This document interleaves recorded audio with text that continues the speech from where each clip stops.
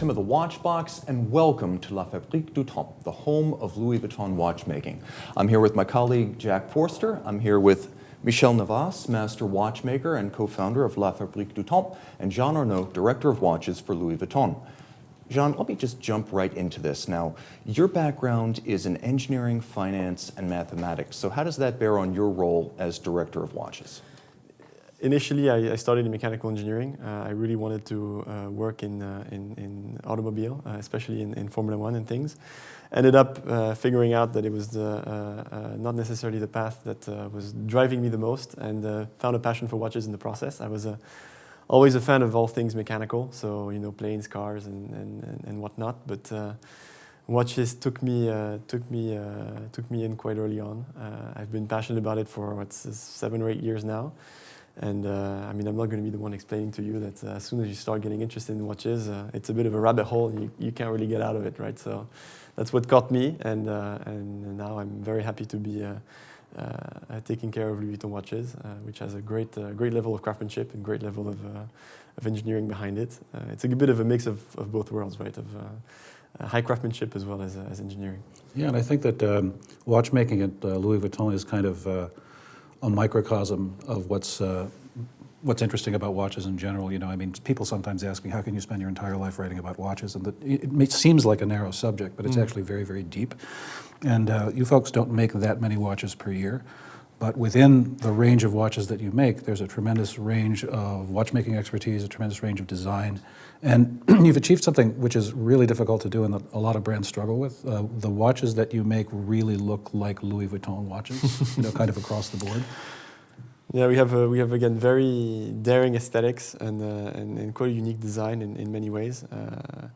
We discussed that many times, but we also have very distinct case shapes, very distinct designs in everything we do, and we also always focus on the product first, and not necessarily. I mean, it sounds a bit cliche, but not necessarily. You can look at the cost in relation to that, and say, okay, how can we make the most beautiful watch? How can we make it the most desirable and attractive in terms of craftsmanship and in terms of mechanics behind it. And that's always our focus, regardless of the price positioning, regardless of the watch that we come out with. The one we have in the middle of the table is a quintessential representation of that. Yeah, exactly. And this is definitely not a watch that was designed to match a certain price point. No. The marketing team initially was quite surprised by the pricing of that piece, but it ends up being quite an incredible feat. So Tim, with your fantastic memory for technical details, just for the folks watching, maybe you can kind of like set this up for us. Oh, okay, sure. I'll talk a little bit about this watch. Now, what's fascinating here is it takes the same 525 base as the watch that won the Audacity Prize at the 2021 GPHG. Carpe Diem. Oh, yes, the Carpe Diem, the Tambour Carpe Diem Automaton. Now, this is also automata. You can see there are 5 separate automata on the dial. And what happens is it works like a minute repeater. So there's a strike barrel, there's a centrifugal governor, and then 5 automata on the dial, including, among others, the jaw of the traditional Sichuan opera mask. We have a little retrograde that indicates the minutes.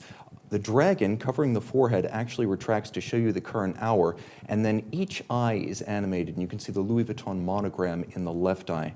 Now, the engraving here is done by Dick Steenman of R&D, very high-end engraving, micro engraving. And then the enameling, which includes Champlevé, is done by Anita Porcher's studio. So it's not only high mech, it's not only haute horlogerie from an engineering standpoint, but it's very much a métier d'art piece. And of course, we talked about Louis Vuitton watches looking like Louis Vuitton watches. This is the 20th anniversary of Louis Vuitton watchmaking starting up in earnest, and the tambour case, which you see here, was around from the beginning. When you flip it over, what was a memento mori on the Carpe Diem, here it becomes, again, a mirror of the opera mask. And then you can see the bridge is beautifully gilded in rose gold.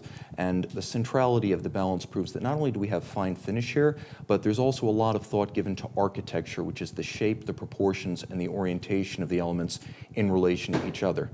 That said, none of those are my favorite feature. My favorite feature is the micro-engraved dragon that acts as the charge for the strike barrel, and it's actually gem set. The eyes are rubies. So this is brand new, and it builds on the momentum of last year's watch, and it also proves that Louis Vuitton is committed to exclusivity because the Carpe Diem is already discontinued, and this is the next stage. And we were talking earlier about some of the symbolism that's involved in the design of the watch, and all of these automata, all of the mechanisms that we see in motion on the dial when you set the watch in motion, they're all meaningful. So Carpe Diem was sort of a memento mori piece in the idiom of European symbolism, and this is in the idiom of Chinese symbolism. Exactly. I mean, again, we wanted to focus I mean, obviously, Carpe Diem was a product that used European symbolism mostly, and tried to focus around that aspect. And then we want to really showcase throughout that piece all the cultures around the world, try to find, you know, the most symbolic aspects of cultures across the globe. This iteration is obviously focused around the Chinese symbolism, but you can expect things also coming for the next iterations of different symbolisms around the world. So what looks like an hourglass here is actually a gourd. Yes, exactly. And what does that represent? Well, aside from being the power reserve. Right, yes, and it's the power reserve. Yes. This is the power reserve, of course. Every detail is inside, and on the left side you can see the bottle, the gourd. This is the bottle, and this symbolize to protect yourself from evil spirits. Now, I have another question about this, because you mentioned that you have 20 watchmakers, but only 3 are qualified to work on this piece. Could you talk a little bit about your ultra haute horlogerie pieces? Because they really come to define the limit of what's possible at the brand, and a lot of that's done directly under your supervision. Mm-hmm. Yes, with this kind of watch, you can see how far we can go with our team. Only 20 watchmakers, and 3 of them are able to work in this kind of watches. But of course, we try to offer something different on your wrist, something you will dream of it. Yes. And so you've sort of fused the running gear of a minute repeater with an automaton display. Could you just talk about the difficulty of doing that? Because the watch itself, while large, doesn't seem as large as it should be for all of those parts in one case. Yes. Inside we have 435 components.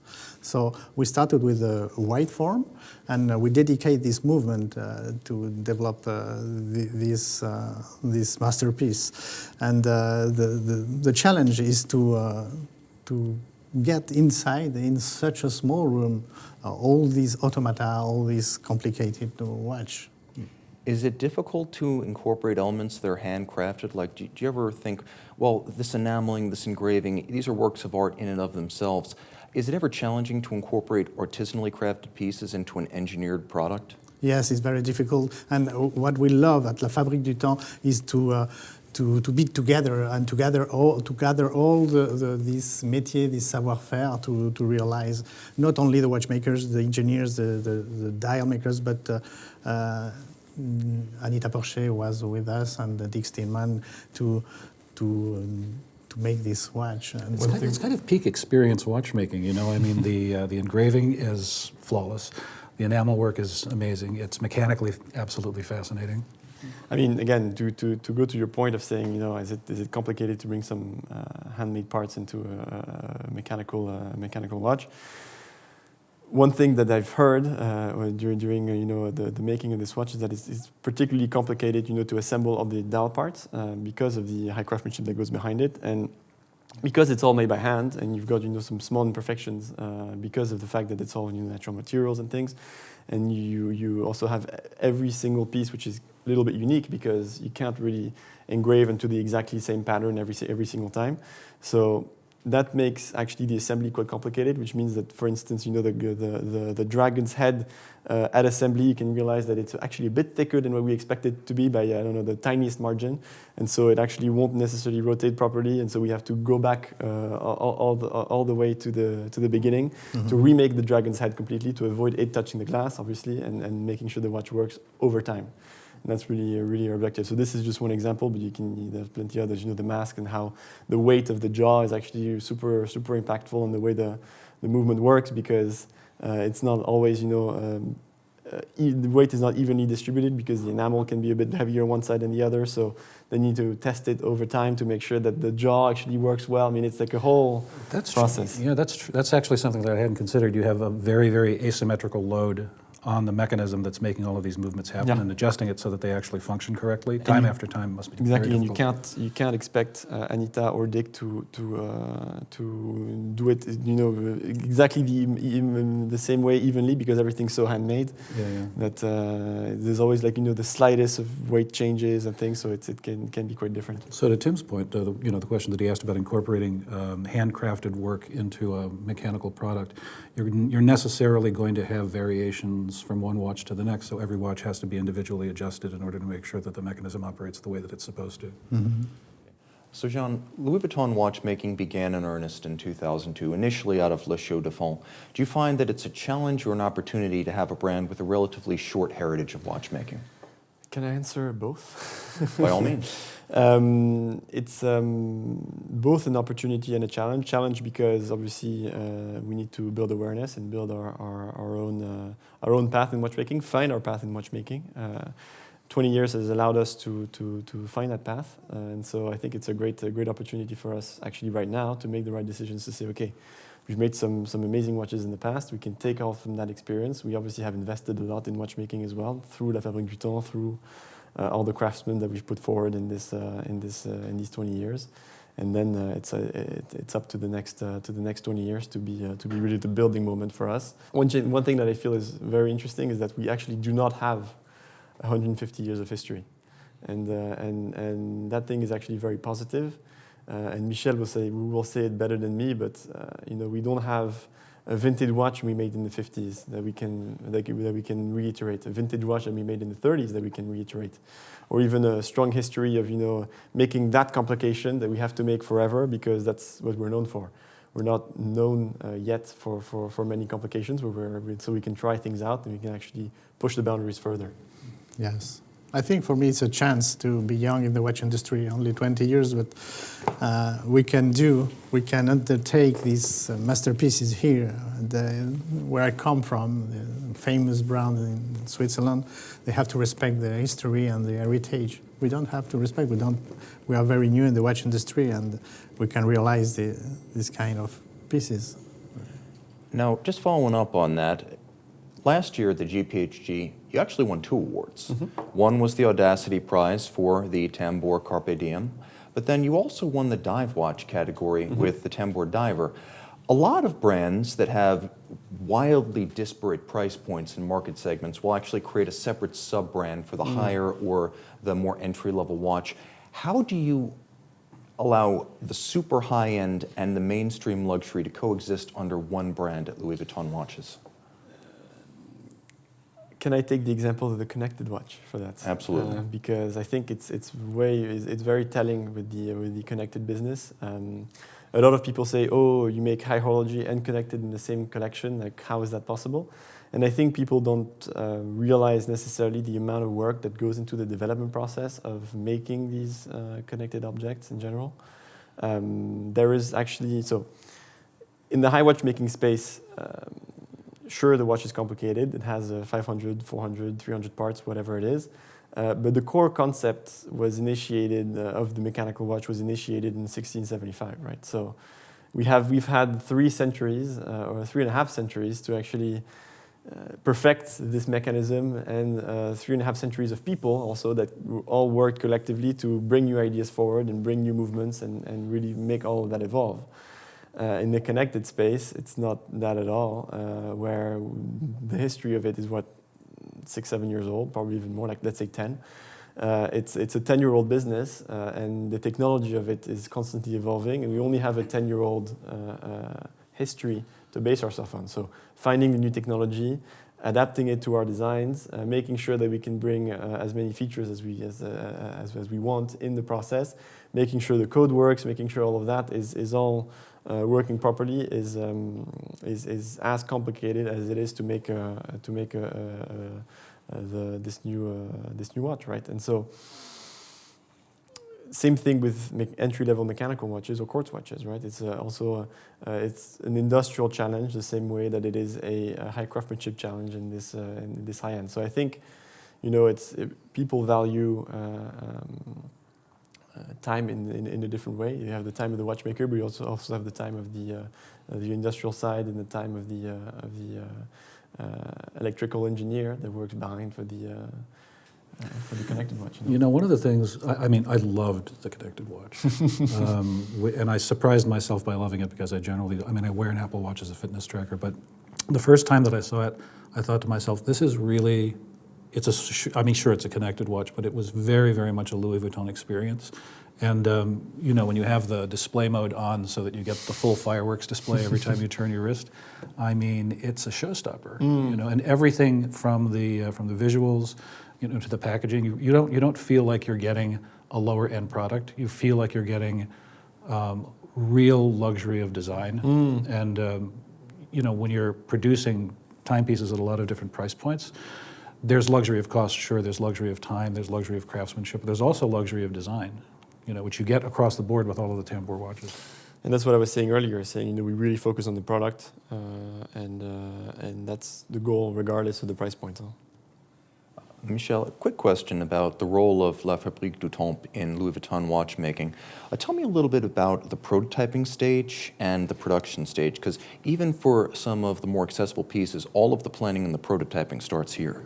Yes, of course. All the watches starts from La Fabrique du Temps, from the simple watch to the most complicated watch, and we proceed to all the controls of the checking of each movement, the accuracy, of course, the waterproofness for the cases, in the different positions, the vertical positions, the horizontal positions, and the power reserve, and all these checked at La Fabrique du Temps. Yes. And so tell me a little bit about the vertical integration, because among other things, you've incorporated dial production, which generally is outsourced even at the high end of the market. Tell me a little bit about the capabilities that you have here in-house. Yes, we try to gather all the métier, all the savoir-faire at La Fabrique du Temps. Of course, we have the watchmakers, but we have I think we are the unique company with a dial workshop in-house.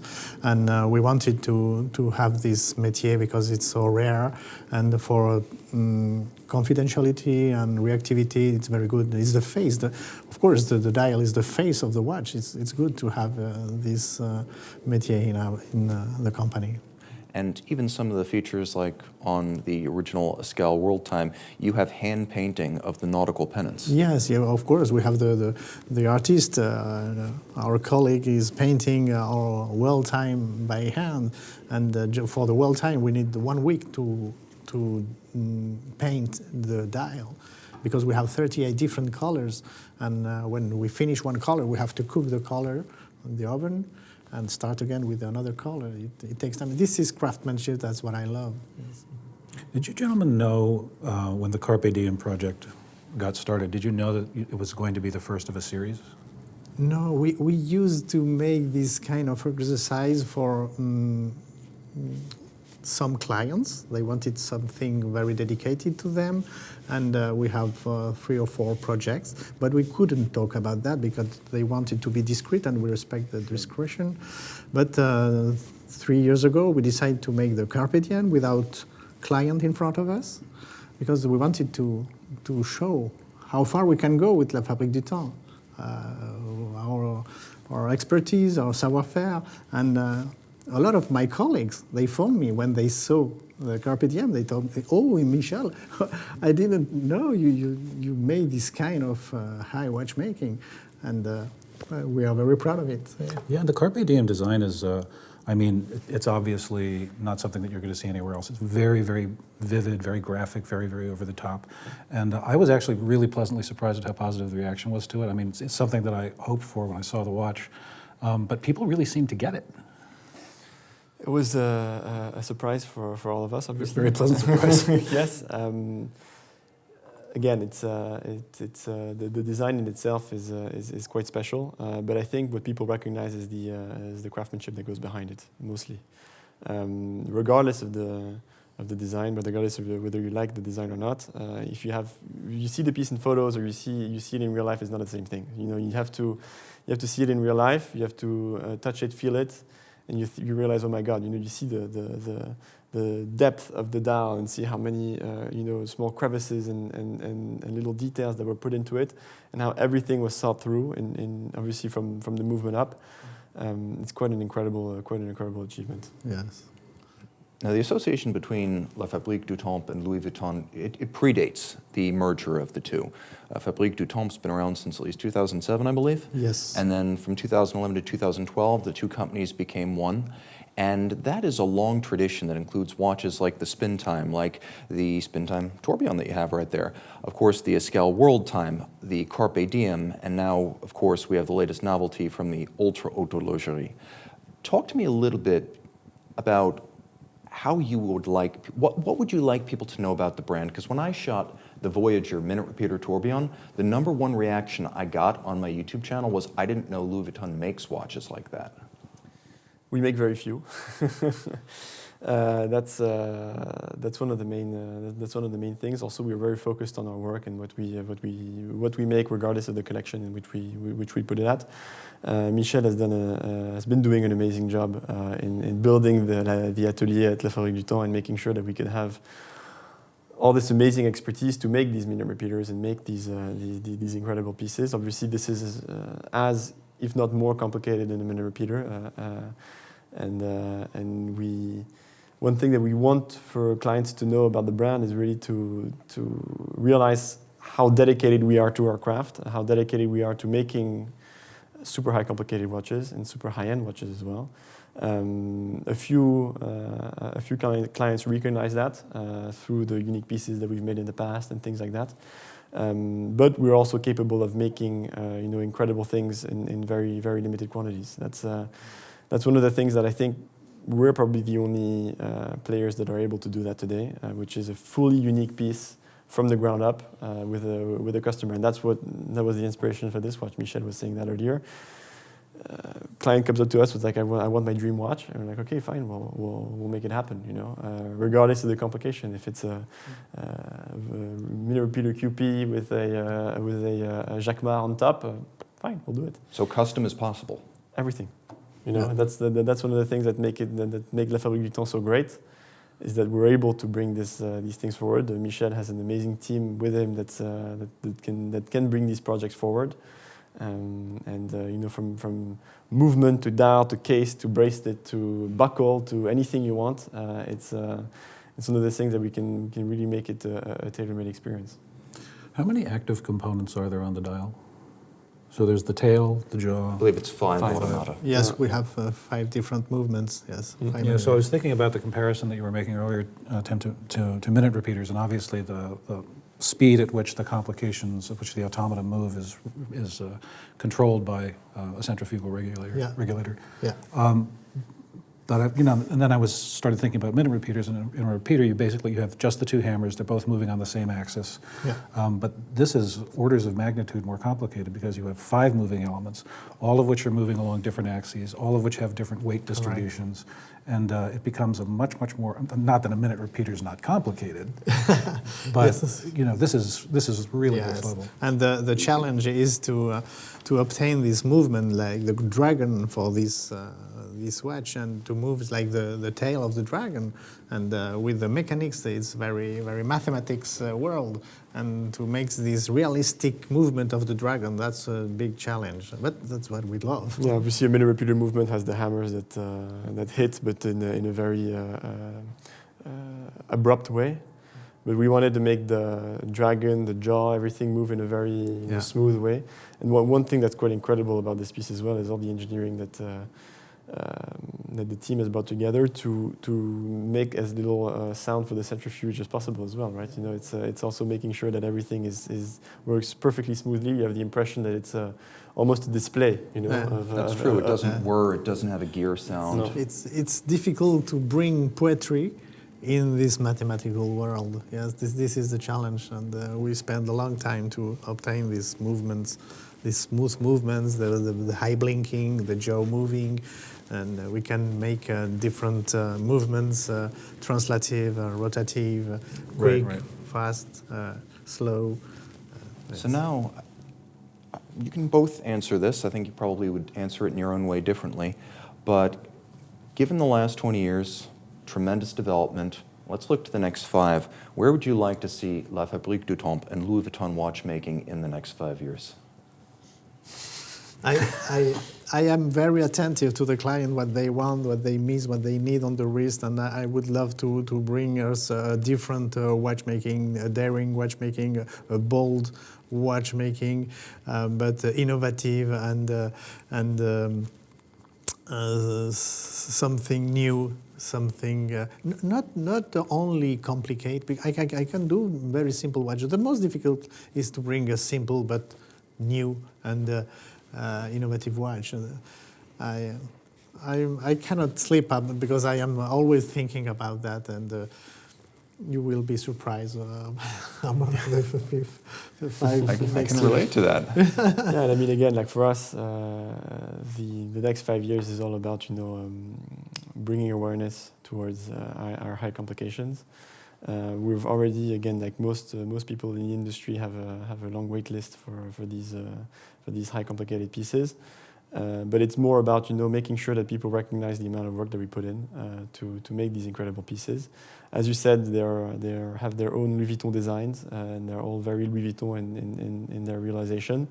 But everybody can, so not everybody is a fan of Louis Vuitton, but everybody can be a fan of the craftsmanship that we put behind these watches, right? So it's about bringing these small details forward, and I think the next 5 years is all about us, making sure that people recognize our product. Jean-Michel, thank you so much for sharing this time with us. Thank you, Tim. Thank you, John. Thank you very much. Thank you.